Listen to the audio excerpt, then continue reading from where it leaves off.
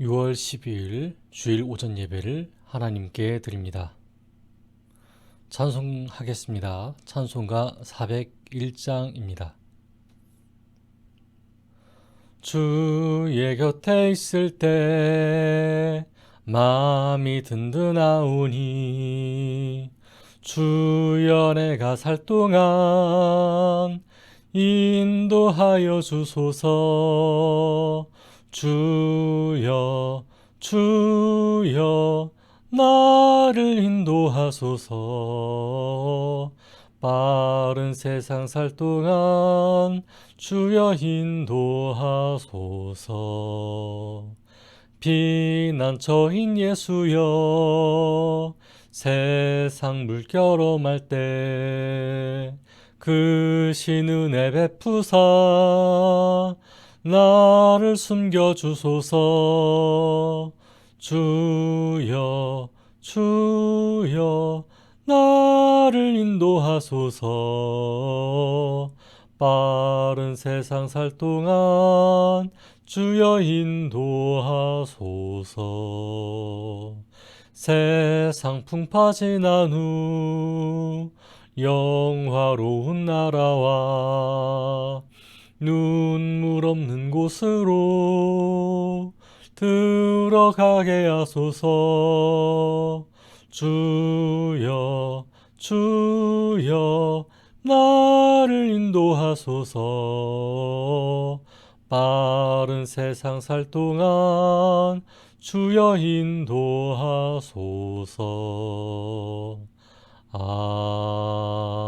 아멘. 오늘 함께 읽을 성경 본문은 누가복음 6장 39절에서 45절입니다. 또 비유로 말씀하시되 맹인이 맹인을 인도할 수 있느냐? 둘이 다 구덩이에 빠지지 아니하겠느냐?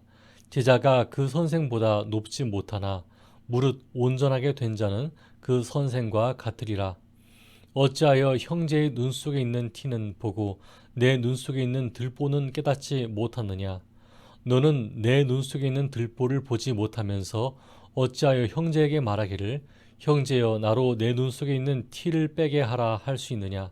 외식하는 자여 먼저 내 눈 속에서 들보를 빼라. 그 후에야 내가 밝히 보고 형제의 눈 속에 있는 티를 빼리라. 못된 열매 맺는 좋은 나무가 없고 또 좋은 열매 맺는 못된 나무가 없느니라. 나무는 각각 그 열매로 아나니 가시나무에서 무화과를 또는 찔레에서 포도를 따지 못하느니라. 선한 사람은 마음에 쌓은 선에서 선을 내고 악한 자는 그 쌓은 악에서 악을 내나니 이는 마음에 가득한 것을 입으로 말함이니라. 아멘. 잠깐 기도하겠습니다. 하나님, 제가 요청합니다. 말씀이 선포되는 이 모든 시간에 저의 이름이 아닌 하나님의 이름이 나타나기를 원합니다. 하나님의 말씀만 마음에 남게 하여 주시고 사람의 말이 남지 않게 하여 주셔서 듣는 성도들의 마음에 혼동을 주지 않게 하여 주시옵소서. 오직 겸손함으로 말씀을 전하도록 하게 하여 주시옵소서. 예수님 이름으로 기도드렸습니다. 아멘. 우리는 누군가의 말을 따라하는 권유를 받을 때가 많습니다. 그러나 무턱대고 그 말을 따를 수는 없지요. 그래서 먼저 확인을 합니다. 첫째, 그 권유를 하는 사람이 누구이며 어떤 사람인지 확인합니다. 둘째, 그 말이 얼마나 타당성이 있는지 확인합니다. 누가복음의 저자는 복음서를 쓰면서 예수님이 누구이며 어떤 사람인지 알려주기를 원했습니다. 그래서 저자 누가는 누가복음 1장 3절에서 기록된 것처럼 자신 또한 예수님의 사역을 추적하였고 자신이 전해들은 복음을 맞춰보면서 예수님이 하나님의 아들이시며 구세주가 되심을 확신했습니다. 누가복음 1장 3절을 읽어보겠습니다. 그 모든 일을 근원부터 자세히 미루어 살핀 나도 데오빌로 각하에게 차례대로 써 보내는 것이 좋은 줄 알았노니. 아멘. 오늘 여러분께 전달해 드리는 이 복음은 어쩌면 저자 누가가 예수님의 말씀을 따라야 하는 확신을 다시 한번 소개시켜주는 부분이라고 할 수 있겠습니다. 저는 누가복음 6장 20절부터 38절을 2주간 설교하면서 같은 말씀을 드린 바 있습니다. 바로 이의 타산을 버리고 자신이 할 수 있는 대로 힘을 다하여 사랑하는 것 말입니다. 예수님께서는 이런 이기심 없는 사랑을 타인에게 베풀게 된다면 하나님께서 반드시 그에게 행한 대로 보상할 것이라고 말씀하셨습니다. 오늘부터 함께 볼 6장 39절부터 45절까지는 바로 앞에서 언급했던 이 명령을 제자들이 효과적으로 깨닫도록 하기 위하여 주신 세 가지 비유입니다. 이 세 가지 비유를 보고 따를 만한 스승이신 예수님이라는 주제로 은혜를 나누겠습니다. 우선 6장 39절부터 40절의 속담을 보도록 하겠습니다. 또 비유로 말씀하시되 맹인이 맹인을 인도할 수 있느냐? 둘이 다 구덩이에 빠지지 아니하겠느냐? 제자가 그 선생보다 높지 못하나 무릇 온전하게 된 자는 그 선생과 같으리라. 아멘. 이 말은 왠지 사자성어인 문도어맹, 청출어람과 같지 않습니까? 문도어맹은 맹인에게 길을 묻는다는 뜻으로 모르는 사람에게 사례를 묻는 것을 비유하는 말입니다. 청출어람은 어떻습니까? 제자가 스승보다 나음이라는 뜻입니다. 이를 미루어 볼 때 세계적으로 맹인에 대한 속담과 가르치는 교사와 배우는 제자 사이에 일어나는 일들이 속담으로 다뤄졌다고 볼 수 있겠습니다. 그러나 이런 속담은 사람과 사람 사이에 일어나는 일들을 주로 이야기하죠. 하지만 예수님의 말씀은 하나님과 사람 사이의 일들을 나타냅니다. 앞선 구절에서 인도함을 받는 맹인은 영적 판단력이 없는 자를 뜻합니다. 또한 맹인을 인도하는 맹인은 당시 바리새인들과 같이 그 자신조차 영적 진리를 알지 못하면서도 사람들을 가르치는 종교 지도자들을 가리킨다고 볼 수 있습니다. 과거 바리새인들의 스승인 하시딤은 하나님의 율법을 사랑하며 그 율법을 지키고자 애쓴 사람들이었습니다. 진심을 다해서 하나님의 말씀을 전파하고 행동하고자 했던 사람이죠. 그러나 예수님 시대의 바리새인들은 영적인 것에 관심이 있는 한편 지나치게 자신의 경건을 드러내는 사람이었습니다. 그러니 예수님께서는 이러한 속담을 인용해서 바리새인을 따르는 사람들의 시선을 돌이키셨습니다. 바리새인의 권위가 너무 높아지자 그것이 잘못된 것인지 잘된 것인지 알지 못하고 따르는 사람들이 빈번했기 때문일 것입니다.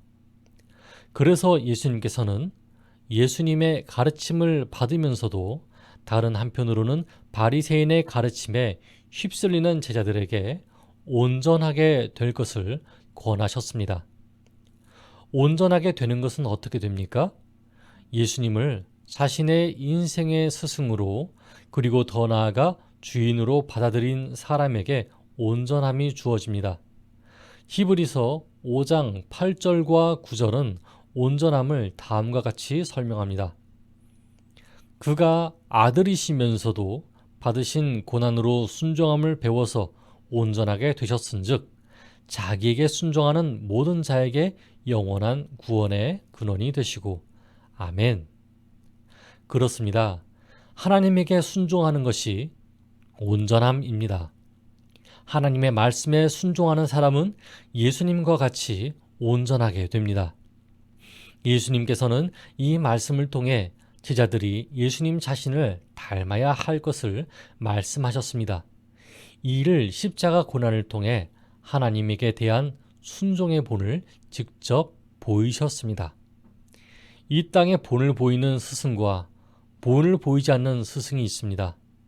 완벽하게 본을 보일 스승이 있어도 사람은 인생에 한계가 있으며 시대에 대한 한계가 있습니다.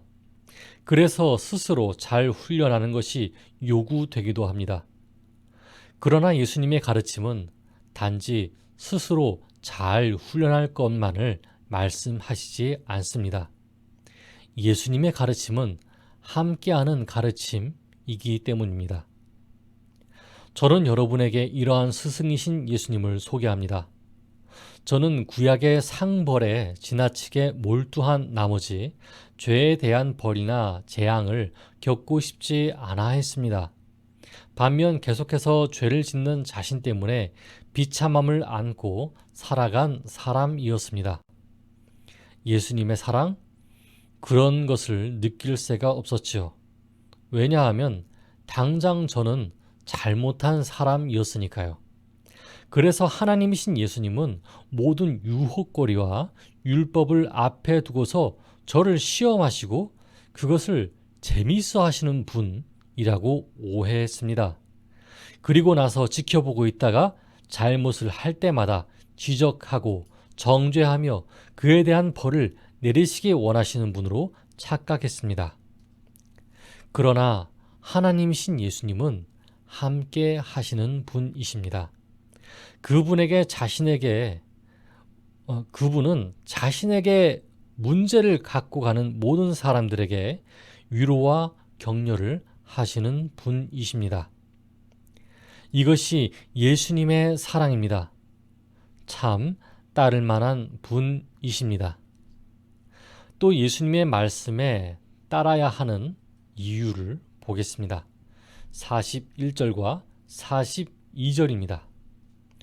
어찌하여 형제의 눈 속에 있는 티는 보고 내 눈 속에 있는 들보를 깨닫지 못하느냐?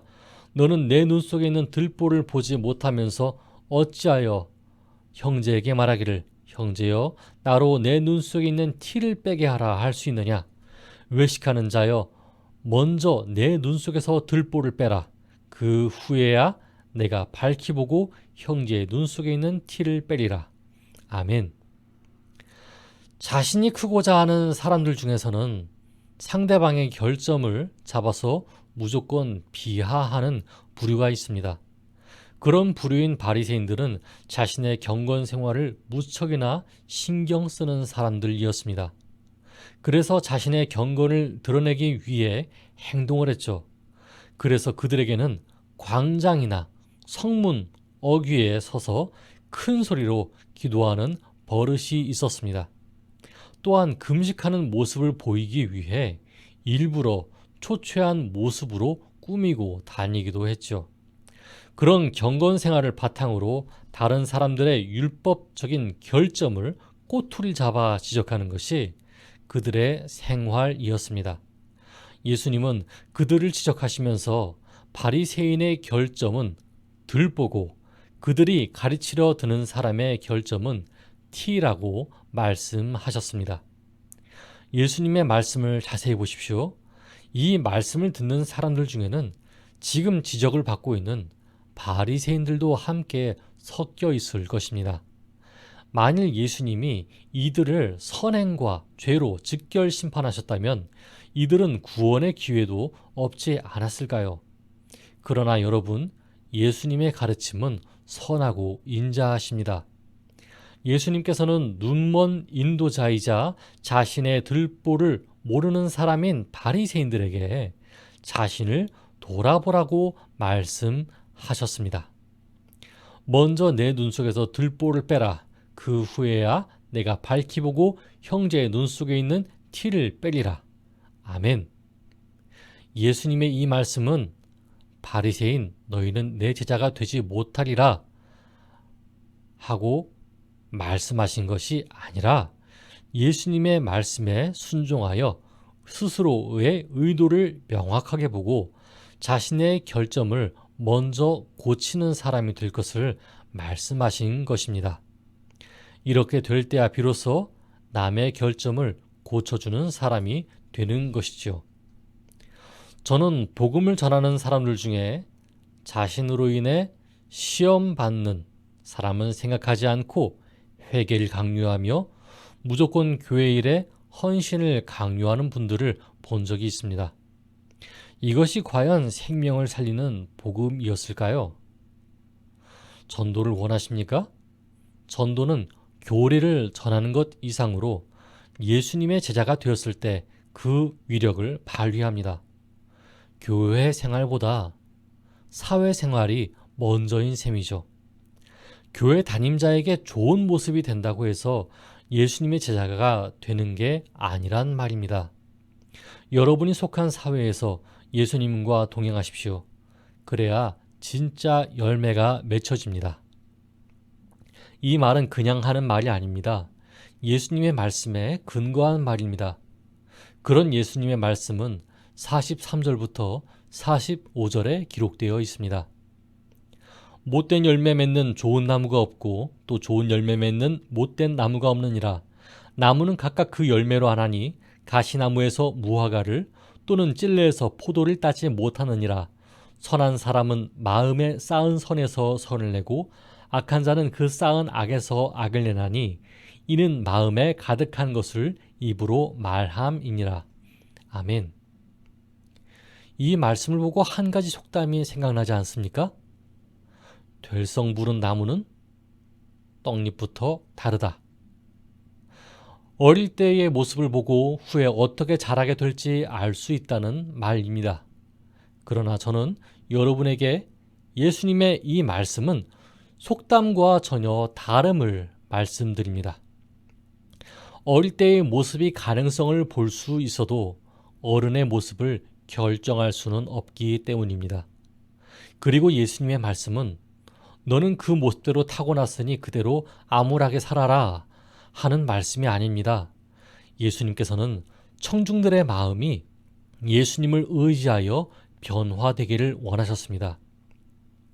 오해의 여지가 있을 것 같아서 말씀드립니다. 전하는 사람이 악해도 받아들이는 사람이 선하면 되지 않을까 하는 질문이 있을 수 있겠습니다. 그러나 여러분께 말씀드리는 것은 나무와 열매는 스승과 학생과의 관계를 뜻하는 말이 아닙니다. 이 당시 스승은 제자들과 먹고 자면서 자신의 가르침을 전수했습니다. 스승의 가르침과 사상을 그대로 외우고 받아들이게 되지요. 그러나 제자들은 스승이 없어지면 자기 뜻을 따르는 사람들이 생겨났습니다. 하시딤에서부터 나온 바리새인들도 그러했고요. 예수님의 제자들도 마찬가지였지요. 예수님이 돌아가셨을 때 부활도 믿지 못하고 저마다 본업으로 돌아가지 않았습니까? 나중에 부활하신 예수님이 나타나셔야 정신을 차렸죠. 여러분, 그러므로 43절부터 45절은 개인의 행동을 뜻하는 것임을 알 수 있습니다. 우선 나무는 마음에 가득한 것을 말합니다. 그럼 열매는 무엇일까요? 열매는 입으로 나오는 것을 말합니다. 이는 바리새인의 위선과 가르침에서부터 이미 그 마음에 가득한 것이 하나님이 아닌 자신의 의로움에 있다는 것을 알게 하시는 말씀입니다. 이미 바리새인의 모든 것이 예수님으로부터 간파되었죠. 자, 그러면 우리에게는 마음에 가득한 것을 변화시켜야 할 과제가 남았습니다. 그러면 마음에 가득한 것을 변화시키는 것은 자기 의지로 다 가능합니까? 아닙니다. 못합니다. 의지가 강한 사람은 자칫 의지가 약한 사람을 꾸짖는 바리새인이 될 수도 있고, 의지가 약한 사람은 진정 자신이 변화해야겠다는 충격적인 일을 경험하지 않는 이상 움직이지 못합니다. 그래서 예수님을 믿는 것과 의지하는 것이 참 복입니다. 의지가 되시고 버팀목이 되시는 이유입니다. 인생을 바꿀 만한 위대한 전환점인 동시에 그 힘의 근원이시며 도움을 요청하는 모든 이에게 의지가 되어주시는 분이십니다. 저는 오래전 예수님을 믿지 않은 사람도 구원을 받을 수 있는가에 대해서 말씀드렸습니다. 가능은 합니다. 그러나 정말 쉽지 않습니다. 자신의 양심으로 한 행동에 따라서 하나님 앞에 평가를 받을 테니까요. 그러나 예수님을 믿는 궁극적인 목적은 이렇습니다. 천국을 향하여 가는 인생길을 함께 가는 든든한 조력자이며 후원자를 만나는 것입니다. 그리고 그 분이 다름 아닌 하나님의 아들이심을 알게 되는 것입니다. 여러분, 그러므로 우리가 예수님의 말씀에 따라야 하는 이유가 분명해지지 않습니까? 인생의 모든 책임을 우리에게 묻지 않으시고 명령한 것을 순종할 수 있게 지도해 주시는 예수님이십니다. 즉각 심판으로 매를 들고 찾아오시는 분이 아니라 그게 잘 안 된다고 요청하기를 원하시는 분이 예수님이십니다.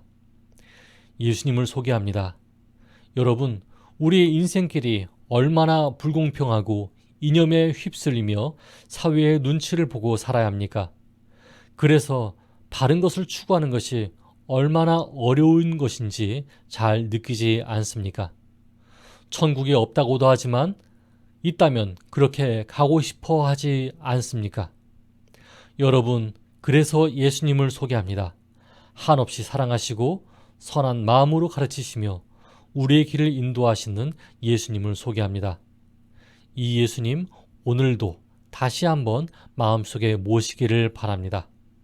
그리고 함께 천국을 향해 걸어가는 저와 여러분 되기를 바랍니다. 함께 기도하겠습니다. 하나님 감사합니다. 오늘 저희에게 말씀을 허락해 주셨습니다. 우리는 우리의 인생에 예수님이 얼마나 중요한지 깨닫지 못하고 살아갈 때가 많음을 고백합니다. 용서하여 주시옵소서. 우리 자신을 돌아보게 하여 주시옵소서.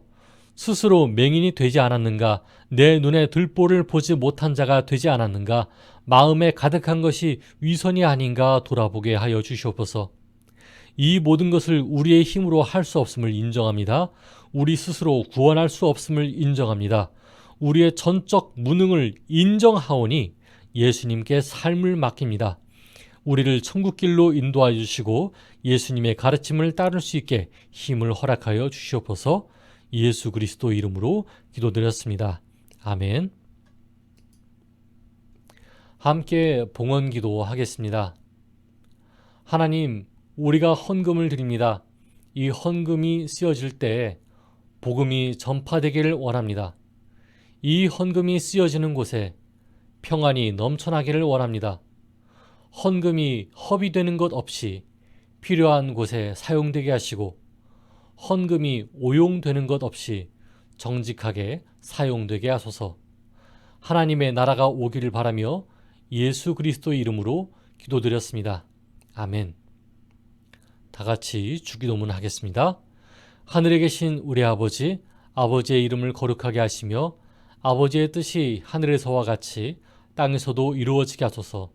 오늘 우리에게 일용할 양식을 주시고 우리가 우리에게 잘못한 사람을 용서하여 준 것 같이 우리 죄를 용서하여 주시고 우리를 시험에 빠지지 않게 하시고 악에서 구하소서. 하나님의 나라와 하나님의 권세와 하나님의 영광이 영원히 있기 때문입니다. 아멘. 축복합니다. 한 주간도 하나님 사랑 안에 있기를 바랍니다. 다음 시간에 뵙겠습니다.